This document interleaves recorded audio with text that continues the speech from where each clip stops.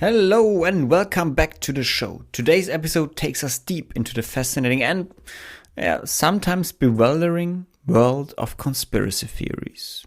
Together with my awesome guest Marco Dollenz, we unravel the stories and beliefs that captivate millions. From the flat earth debate to the hidden agendas of Big Pharma, today we explore why these ideas persist and what they say about us as a society. Are conspiracies just wild fantasies, or could there be a kernel of truth hidden within? Marco shares thought-provoking insights, personal anecdotes, and a deep dive into the psychology behind belief systems. Whether it's aliens, COVID, conspiracies, or the tragic truth of the fentanyl crisis, this conversation will challenge your perspective and maybe even make you question what you think you know. Stay tuned, this episode might just change how you see the world. And now, ladies and gentlemen, Marco Dollenz. Wenn mehr Menschen über positive Dinge sprechen würden, dann wäre die Welt eine bessere und schöner. Davon bin ich absolut überzeugt. Und dieser Podcast ist mein Versuch, die Welt ein Stückchen besser, ein Stückchen schöner zu machen. Also, teil die Folge gerne und hab ganz viel Spaß.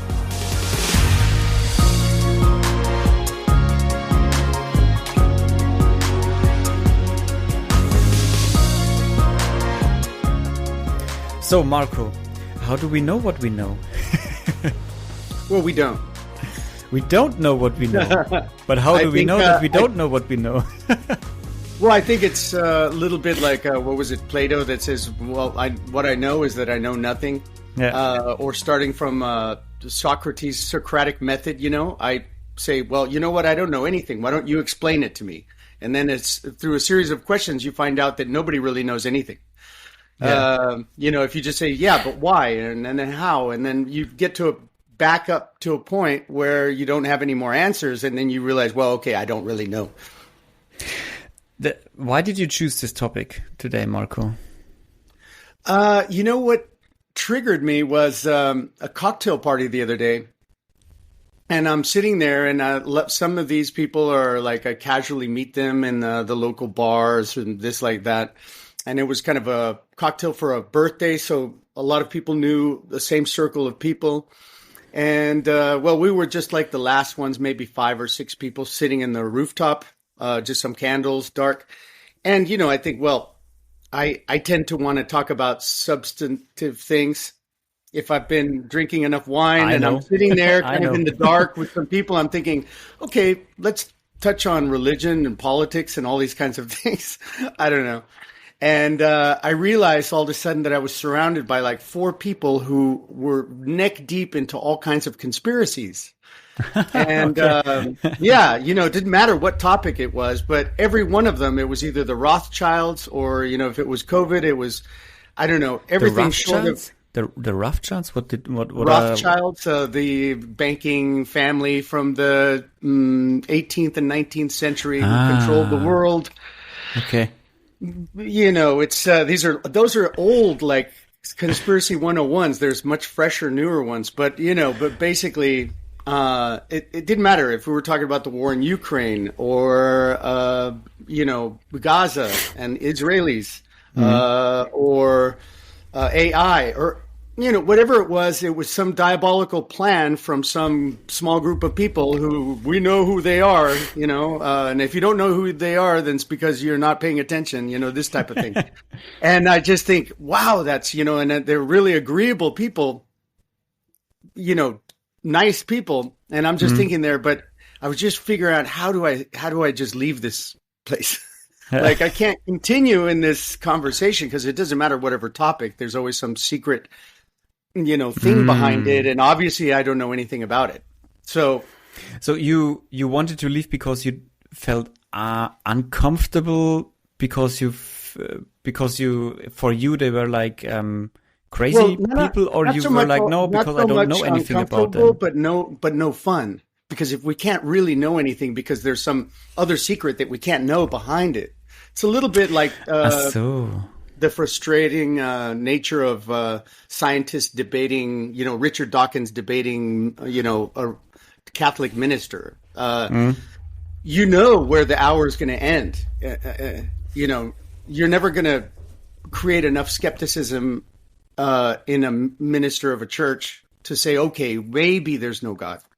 That's just not going to happen. So, yeah, probably not. And that is the whole thing with believing things, because you kind of throw overboard other theories oftentimes and don't actually let it happen to be convinced about something because you believe something. That's what makes it harder for you to see other things, I guess, or other possibilities, maybe. Well, it makes it that it's absolute. You've closed the deal, signed the contract. It's done.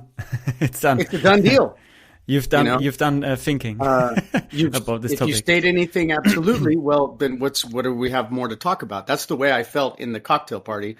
I said, well, we can't talk about COVID because you already know that it's a scheme to inject chips into your ass, which is some of the conspiracies are really funny because with a little investigation, you can say, well, that's patently absurd.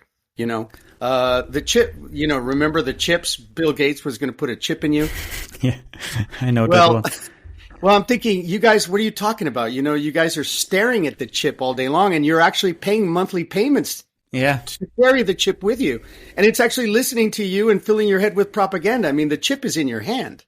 You don't need a chip in your ass. So. Yeah, that's always what I also thought, that it doesn't make sense to put chips in vaccines and in our bodies because you carry your phone with you. You're carrying your phone. It's got GPS.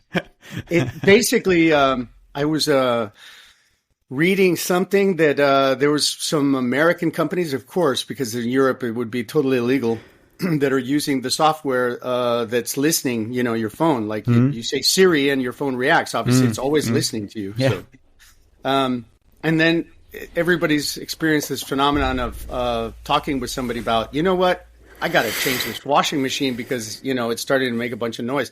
Next thing, you're on YouTube watching some video and a commercial pops up for a washing machine, and you're thinking, wait a minute, Yeah, it's the same. I know a guy who tested that, and the only topic he talked about were puppies.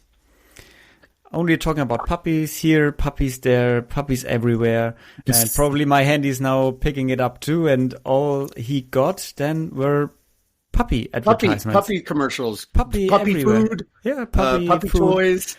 Everything about puppies. So yeah. It's, I would say, because some people say, yeah, they want to manipulate you and they only want your money and stuff like that. And I think, I don't necessarily agree with that because I think you can also use it to your advantage sometimes. Absolutely. It actually doesn't bother me. I find it totally entertaining. Yeah. I was like, spot the item that I mentioned yesterday, in my computer screen because it's going to pop up and sneak out on some corner. Yeah. Like, hey, new pair of sunglasses. Yours have a crack in the, Yeah, but if you now would be a conspiracy theorist, you would say, yeah, but Luca, that is what they want you to think. Yeah, they want you to think that they are only helping you. The people in the dark, want only that you think that's helping you. Those people really just don't give a shit about you. One of the things about paranoia and conspiracy is thinking that you're so important that somebody would give a shit. Oh, yeah. True that. Who cares? That is. Who cares if you live or die or eat donuts or eat lettuce? I mean, who really cares? That's actually one thing I really took away from philosophy, that this whole topic about when you do something embarrassing for yourself, you stumble in public and fall down flat on your face. Yeah. And you get up, everything, your face gets red and you're like, oh, fuck, oh no, everybody watched and that's so embarrassing and they will laugh about me for years and years to come seeing that. You remember when Luca fell that other day or some random person fell you never saw in your life. And philosophy told me that how arrogant of you that you think nobody has more important topics in their life than you. think about you falling Then down. thinking about you falling down on your face on some random street, on some random day, in some random country Yeah. where nobody knew you. It's like, how arrogant are you that the whole world is turning only around you? Exactly. That's the thing. It's like that we think we're so important. And well, with real conspiracies, I mean, we have real conspiracies. I think it was the other one. Who was I listening to that on the topic of conspiracies? It was this guy, Yuval Harari. Yuval Harari, Yeah.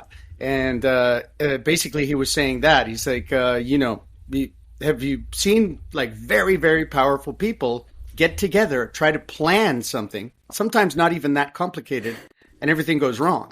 So, and you think that there's going to be some small group of people who are hiding behind the scenes who have all the power to manipulate everything. It is absurd. I think he was mentioning the fact that, the people who have been diabolically powerful and trying to manipulate everything in your life, like Mao Zedong, Hitler, Stalin, all these guys, they have to make themselves very famous before they can get the power to actually manipulate things. If they were just hiding behind a curtain somewhere, they would never be able to do what they did. That's true. And I also agree with you that, or I wouldn't agree with Yuval Noah Harari that there are no conspiracies, because that is just a thing that's true. There are conspiracies. And that's why there are conspiracy theorists and theories. Sure. Because I mean, what is a conspiracy? It's just like Harari says, it's a plan. Yeah. If me and you and a couple other people get together in a boardroom and we figure out how are we going to sell more shit to a bunch of people, that's a conspiracy to sell shit to a bunch of people. True that, yeah. So, is there any conspiracy where you are maybe drawn a little bit to, that you say, yeah, maybe this has some truth to it, maybe a little bit? Yeah, I mean, I think I come up with my own conspiracies that I don't even share with anybody. Okay, shoot. One I've held for a long time is how the companies that own all the food processing and all the junk food basically in the United States like are Nestle also and McDonald's and just a big. There's just all kinds of big umbrella companies that own a bunch of other companies. So basically, they're causing one thing and then selling you something else to solve it. So so they're making people sick, because then they have the pharmaceutical companies to sell you all the medication to correct the conditions of the sickness that you got from consuming the other products that they're selling you. So, but is this really a conspiracy? I think that's it's a plan. I think that's the truth, or that's what I'm saying. I mean, if you explain it that way to most people, they say no, it's not like some plan. They're not actually thinking about doing this to you. Well, I think that they really are.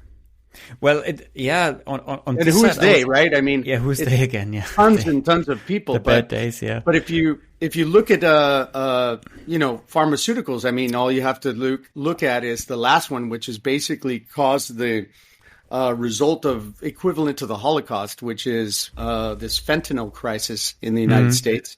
With the family, there's always got to be a mysterious family. So the Sackler family, right? Owner of the pharmaceutical company. I've never heard of that. I heard of the crisis, of the fentanyl crisis, but please So the point is that starting in the 90s, they developed this new component, fentanyl, right? And for some reason, after all the tests they did, they had to know that this was going to be an addictive substance, but they did a massive marketing campaign to convince the medical community that this were not so addictive, and why should people suffer pain when they can easily take, a very benign painkiller that will take away their pain. I mean, why should anybody live in pain? So throughout the 90s, basically, they were giving this to millions of people, even for minor injuries. You didn't have to be taking such a strong painkiller, but they were giving these things. People were getting addicted to these pills. And then when their subscription would run out, they would just be desperate going to the doctor saying, oh my God, no, it still hurts really bad. I really need those pills. And then in the end, there was like a crisis where these pills were being smuggled in mass quantities to small towns and to the big pharmacy stores. And then people were just looking the other way and going, yeah, okay, selling, there's just crazy distribution of these pills. Sorry for the short interruption. It won't take a minute. You know that I don't bother you with selling anything or some advertisement. So the only thing I really want to ask you is to share this episode, to share the podcast with someone and inspire them, change their beliefs, change their view on the world. And you would help me a great deal if you share it with someone on your social media and subscribe to the podcast so you're never gonna miss any more episodes. It makes me super happy if you do it. And now let's go back to Marco. Congress took action and said, this has got to stop. We cannot allow these pills to be distributed like this. This is hurting people and the whole thing. But of course, the reaction was when people couldn't get those pills, they were looking for something else to replace them. So a lot of people turned to heroin. You were talking about millions of people. Okay, so the next thing, somebody figured out how to get the components to make fentanyl and just fabricate it, in China and Mexico and wherever, probably in the United States, smuggle in the components, make it, and then they're selling it on the street. And it's killed. I mean, every year there's probably like over 100,000 overdose deaths in the United States every year. And most of it's from fentanyl. So you could just draw a direct line of conspiracy criminality from a family. Basically, some of them are executives in their own organization, and they will never see the light of a courtroom because they manage trillions of dollars. They are awashing political campaigns with their money. Nobody's ever going to put them up against the wall, So they've actually settled. I think you'd have to look it up, but they've settled with multi-billion-dollar settlements for negligence, like criminal negligence, but because it's not gone through a court process, you cannot prove, the malicious intent or anything like that. They're just settling it with billions of dollars. Yeah. And none of them, we don't even know what any of them look like. The Sackler, who knows? If you Google them, you might find a photo somewhere. But, that's the type of conspiracy that's not even a conspiracy. Everybody knows. And I think, that is a really bad one. I didn't know that. We're talking about millions of people dying. Yeah. It's basically like a pharmaceutical holocaust. And they knew the shit was addictive. Yeah, more than or probably, without knowing the exact numbers, probably more people killed by fentanyl alone in the US than by wars together. Exactly. And if you think about all the tragic situations that arise from this, because it was mostly like middle class and upper middle class people, people who had health insurance just went in and started getting addicted to these pills. And you imagine all these people who have overdose deaths who were just like middle-aged parents of somebody, the amount of families that have been sort of torn apart because of unnecessary drug overdoses. I mean, think of like one of the worst sort of metaphors for some dodgy criminal. And you think of, some guy trying to give drugs to children outside of a school, right? Wrapped in a candy wrapper. That's basically what this pharmaceutical company did to a whole slice of the population, And earning billions with it. This is really going to be good for you. It's going to take away the pain and you'll really thank me later, so take this. And then, boom, next few years, they died of an overdose because of that. And the really cruel thing about this, that at the end, for sure, even with this whole penalties they had to pay, they made a huge profit with it. I bet they made a huge profit with... No. We're talking about hundreds and hundreds of billions, if not closing on $1 trillion. I think it's some really? Absurd amount of money. Okay. Millions of people dying and them making billions and billions of dollars off of it. Wow. That is so fucked So there up. you go. I mean, there's a real life example. diabolical criminal plan. Conspiracy. Because the moment that they realize it's an addictive substance, it is a plan, and it's a conspiracy to get you hooked on these things, to take all your money and hope. I mean, you would think that they would hope that you don't die, because even if you put it in the context of like a virus taking over your body, virus doesn't want you to die. It wants to continue sucking on your nutrients or whatever. That's why Ebola was not such a great virus, because I guess people just bleed to death in a few days. Yeah. Whereas, the common cold is a great virus. It's a survivor. Yeah, it's a survivor because it doesn't kill your host. Because it doesn't kill you. Yeah. And hopefully you can really still sick. even go to work and eat and all that. And spread all the And spread viruses. it. And have other humans not suspect that you're ill. Yeah, that's true, yeah. It's a great virus. It's imperceptible as possible. What do you think about the conspiracy about the coronavirus, that it was a lab leak? What do you think about that? Well, I don't even think that's a conspiracy. I think it was kind of like scientifically, it was one of the more probable options. I think of those options, they're in, what was the town called there in China, where they had Wuhan. the open air animal market? Wuhan. And then they had the laboratory that was right there, in Wuhan. And there had been a lot of worries, and people who had gone there to the laboratory and said, hey, I think the standards here for security are weak. That had been some years before, where people were actually concerned about how thorough they were in that lab. So that's, and they did not allow any kind of international investigation into the lab. I mean, that's just dodgy anyway. I think the more of a conspiracy would be is if you think they did it on purpose. Yeah, true. Yeah, maybe that's a real hey, conspiracy. We have this. That would be a conspiracy. If I was an older Chinese person, I would think, oh my God, they're spreading it because they're realizing that the young people won't be able to take care of the old people, so they're just going to kill off about 100 million of the old weak people, so that they can save a few $1 trillion on health care the next few decades. Maybe that for conspiracy? That is a conspiracy. That is a conspiracy. Yeah, that would be a conspiracy, right? I just came up with one. And I think the lab leak is only a theory or a possibility, because what else? What else is it? It just came naturally from a bat. Okay. Yeah, or some other. How did it get? I know that it was such strange times, Marco, during Corona, because sometimes I remember they said, no, it's it jumped over from a penguin. I was like, what? A penguin?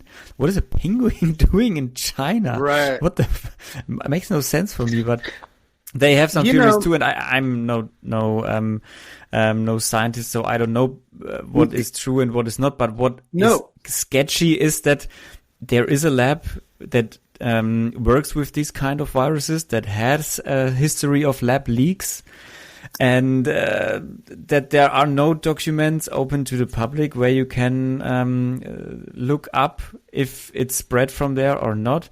It's just sketchy, and there should be it is be looked sketchy. into it. I would say, I don't know. I would say it's kind of 50-50, but what the hell do I know? I'm like you. I have some friends though that are researchers in animal laboratories for viruses in Denmark. Viemuse, there's an island there, and it's a good friend of mine, life friend of mine's wife, who works in that lab. And I remember asking them, and they really, even though that's what they do, they just said, well, wait. I mean, it could be like this. It could be like that. Maybe it came from the lab. Maybe it came from the market. But they said, once it's out, who cares where it came from? I mean, it's how we go about fixing the problem that is more important.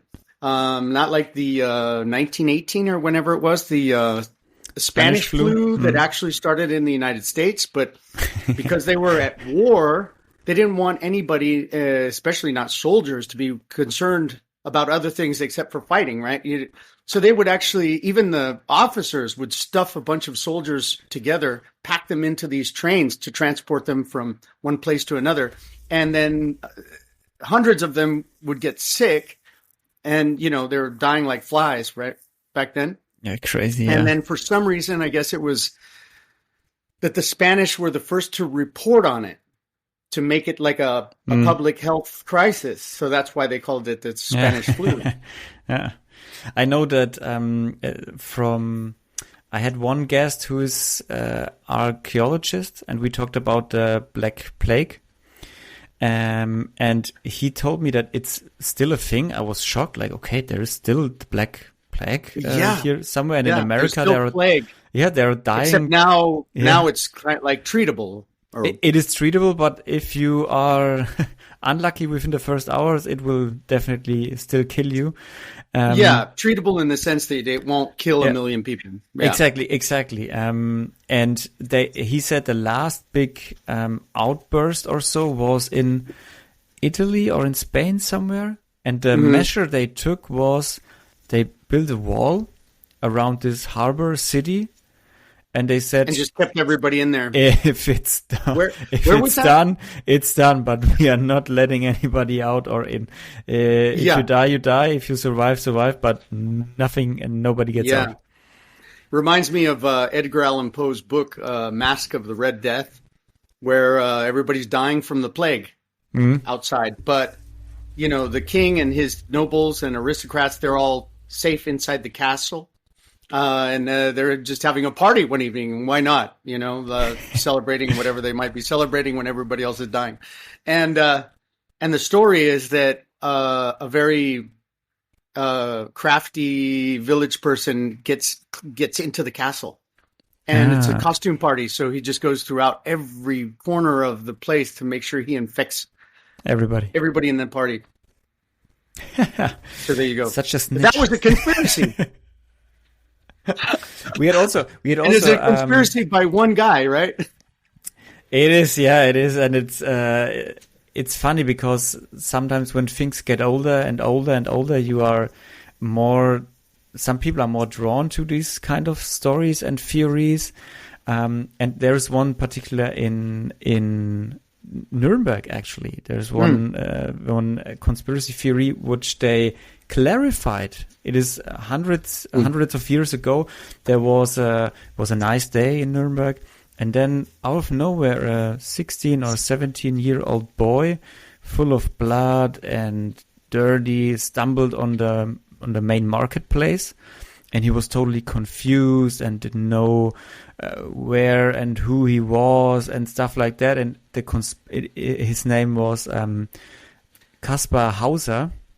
And the conspiracy was that 16, 17 years ago, the king of, I have no idea how to say it in English, but Baden, so a state in former Germany, which was supposed to be the big king of Germany, of the land then, they had a child, a baby, but somehow it mysteriously died in the first few days, and nobody ever saw it, and it was a really, really big conspiracy that this young guy who stumbled on the marketplace in living in a basement or something was kidnapped because they didn't want to give the throne to him, but he was kidnapped, and they didn't have another baby, so it was given to someone else, and that was a big conspiracy. But now with modern technology, they researched and checked the DNA of this guy, and they were like, basically it's just some random guy, people. Yeah. The baby really died. It looks like the baby really died. It's like what happened hundreds of years ago, that babies just died. Sure. Which takes you to one thing, with a lot of conspiracy theories and people believing in them, no amount of proof or data that you can give them is going to change their mind. You'll just say, "Oh, and who? You think the guy who did the test on the DNA? He's not part of the, Yeah. It doesn't matter. No, right? He's been paid off. It is. There's no way you can come up with any information that will solve it. I once saw a meme how you should talk to conspiracy theorists. You should always double down on what they said. So if they, for example, say, Marco, the Earth is really flat. The Earth is really flat. You should say, and then you say, you think it's flat? No, it's actually big churches. Or you think the moon is real? What, are you crazy? You believe the Earth is flat? How crazy are you? Have you had that one? No, I didn't have. No. So far, I didn't meet a flat earther, but I have. Really?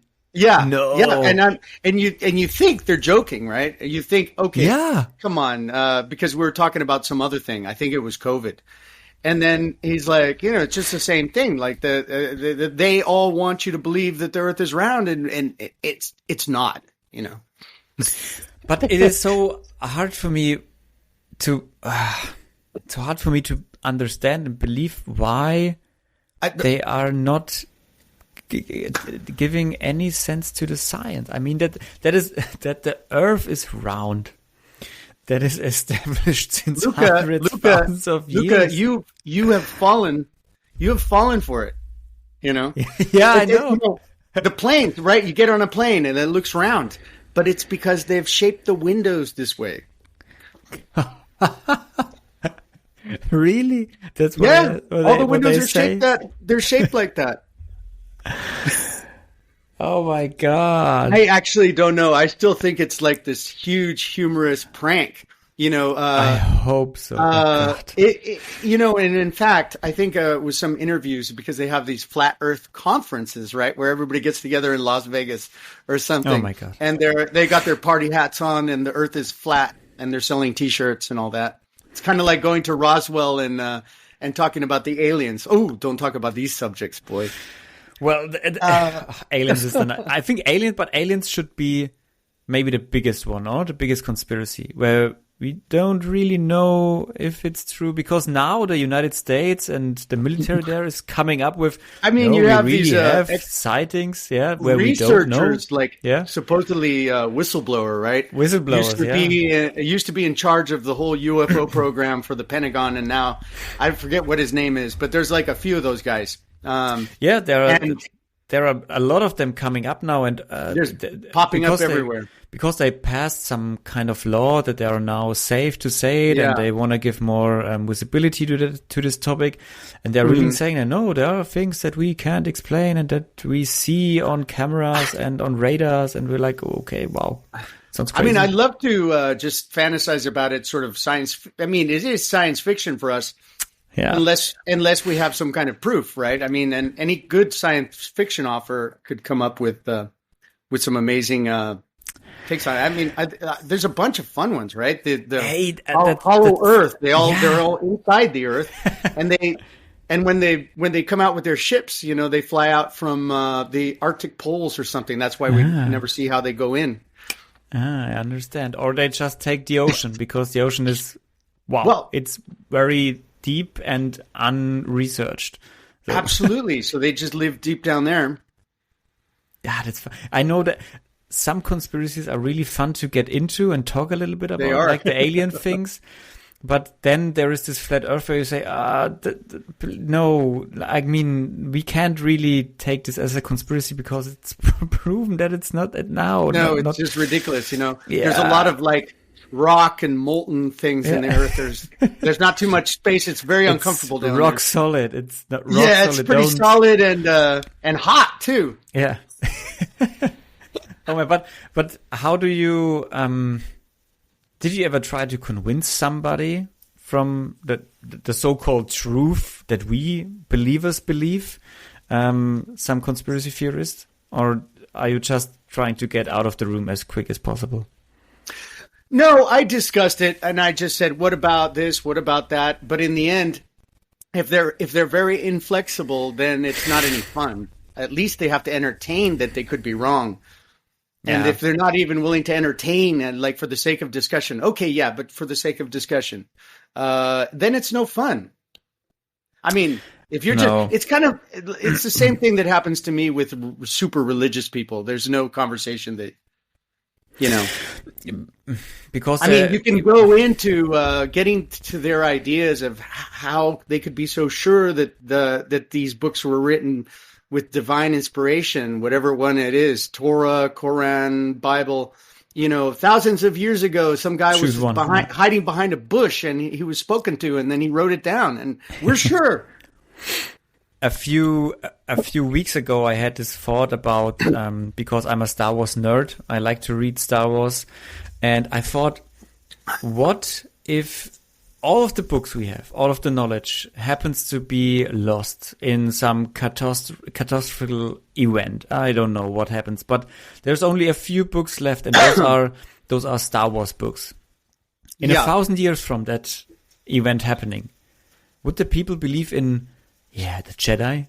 They created 1,000 this years world from now. From now, after this catastrophic event, after only the 3 Star Wars books are left, would they believe in? Yeah, Luke Skywalker is basically our God now, our Messias. Yeah, and because it was written thousands of years ago, Marco. Believe it. Sure, exactly. It's our knowledge now. Yeah, there's thousands of years ago. Yeah, I mean. There's a lot of books that were written thousands of years ago and that talk about the gods and things, Virgil's, a couple thousand years ago, Odyssey, Iliad and the Odyssey by Homer, these types of things. But I think the cool thing about paganism is that they really didn't take it that seriously. I mean, that's what made it healthier. There's people that argue that the Roman Empire kind of started to decline when they changed the official religion to Christianity right after that. Okay. Council of Nicaea, where they actually they sat for days figuring out what the rules are of this religion to make it the official religion. Like, okay, this guy, just Jesus guy, he's divine, he's like a god, or he's just a man. And they think they debated it for days, and just said, okay, no, he's like the son of the god, so he's like a demigod, sort of like, the children that Zeus and Dionysus would have with all the forest nymphs. And so, yeah, and they were all, virgin births, those nymphs. Mm. I mean, well, not virgin, no, because they actually screwed them. Yeah. No, yeah, whatever. So your conspiracy, Marco, is that the Bible was made up by the Roman Empire, so to say, and no, not conspiracy, but basically when they did in that council, in Constantinople, they sat around and said, okay, we're going to make this the official religion. I guess why was that? It just became such a headache to fight against, there was maybe? Such a movement in Rome and in the simple people, the working class, whatever you'd call them. They weren't peasants yet. That's Middle Ages, right? So they were, the citizens were completely consumed by this religion. And they finally just said, okay, come on, it's too much trouble. Let's just make that their official religion. And just go with it. Yeah. And use it. And use it. Yeah. Now we're in charge of the religion. So at least we control them. So, and then they actually had to sit around and say, well, okay, let's all agree on what this thing is, right? There's a God, there's the Virgin Mary, there's the Holy Ghost. I mean, they had to actually sit around and write it down and say, okay, do we agree on this? Jesus is divine or not? Right. So who votes for? Arms up. Who votes against? Yeah, but I would love. I mean, I don't know a whole lot more about it, but I now it sparked my curiosity. I'm going to go dig back in that Council of Nicaea, around 320 or something like that. If you could travel back in time to one specific point of time, Marco, which point of time would be most interesting for you to travel back to if you've had the opportunity to? I really enjoyed the Roman times. I think it would be around when they changed from the Republic to the Empire. I mean, when you had all these crazy characters, Tiberius and Nero and Caligula, and Yeah. I mean, it was probably a horribly dangerous time to show up. It is. Basically, it's like, whose side are you on? And It doesn't matter whose side you are on. If somebody sure has a bad feeling about you, well, so better I you think kill yourself.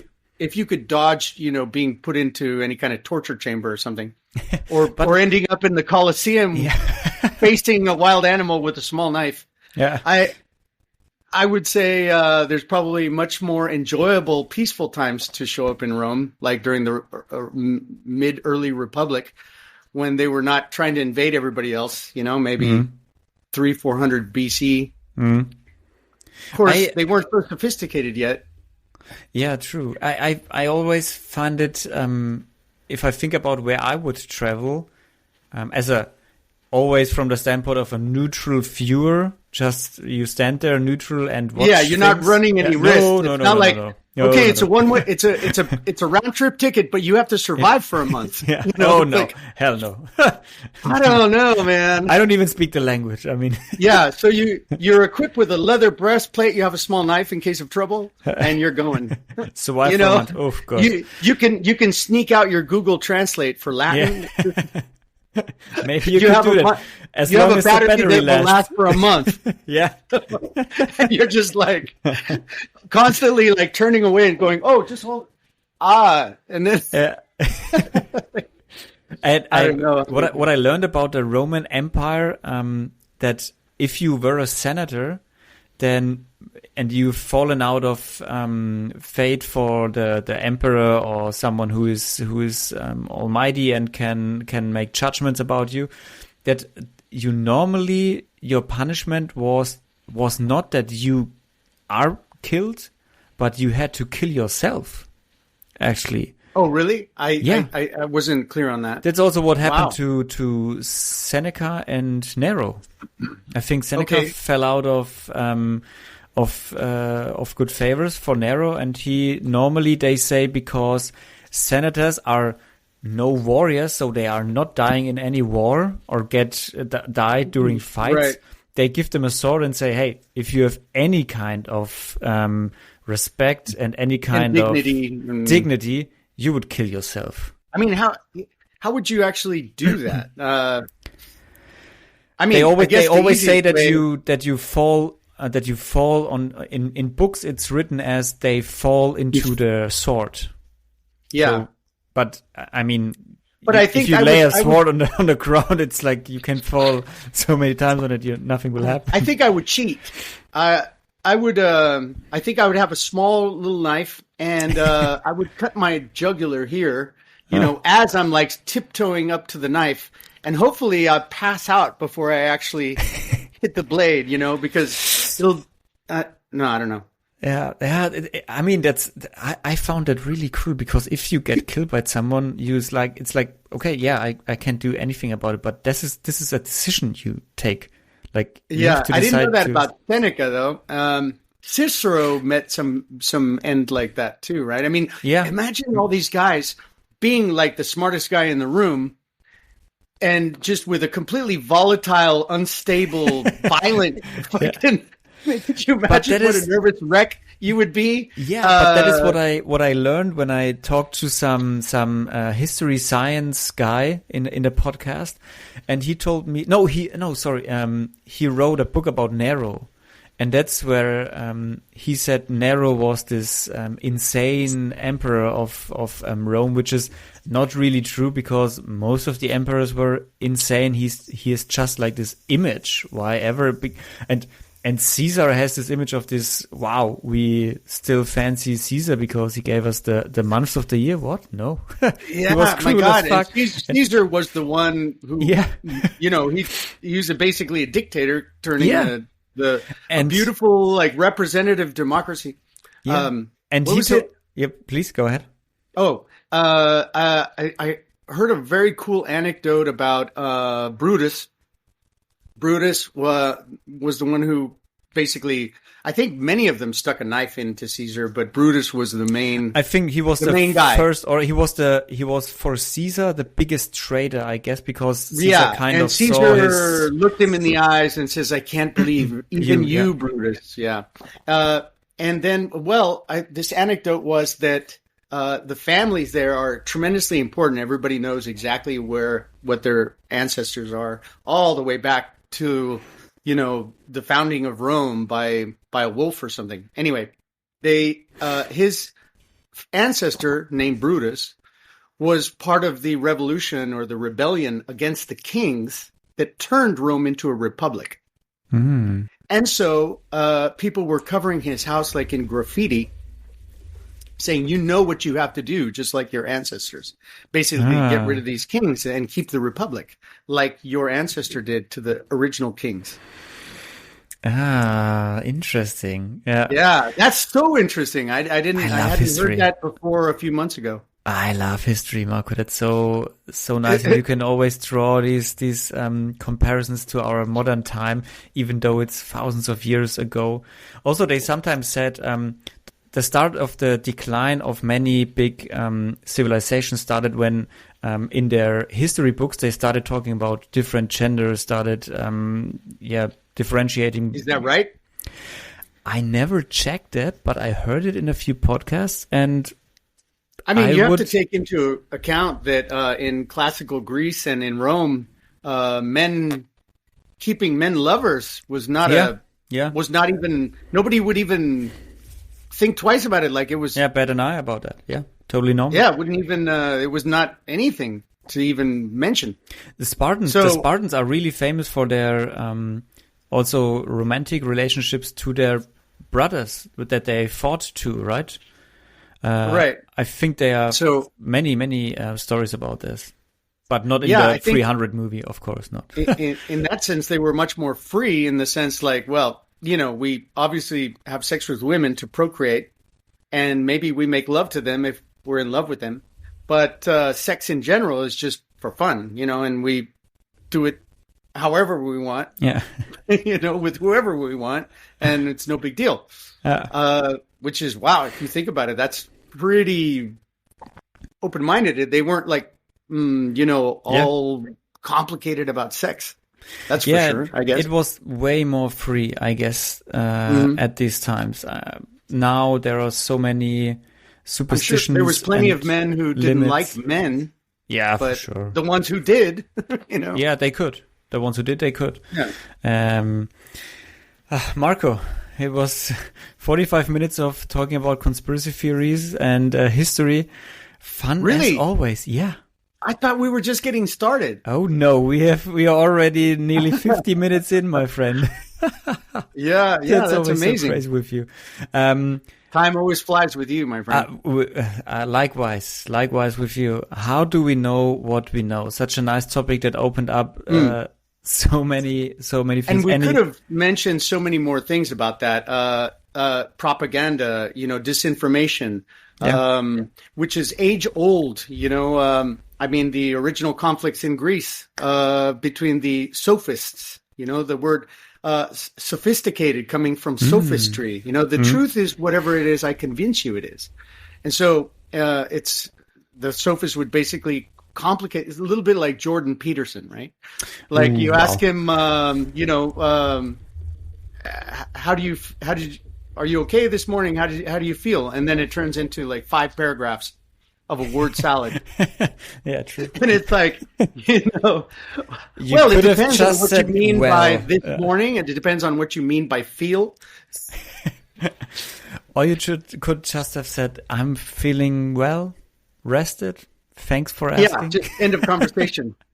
But the worst torture is listening to guys like that that'll just pop out with every substructure of complicated shit just for something simple. And that is nice. That is nice to have something, some talk like that from time to time. And if it's in the evening or in the afternoon with a glass of wine and get really philosophical, but sometimes it's only small talk. Let's just, I wasn't asking for the solution of the world problem. So just say you're fine. Yeah, just fine.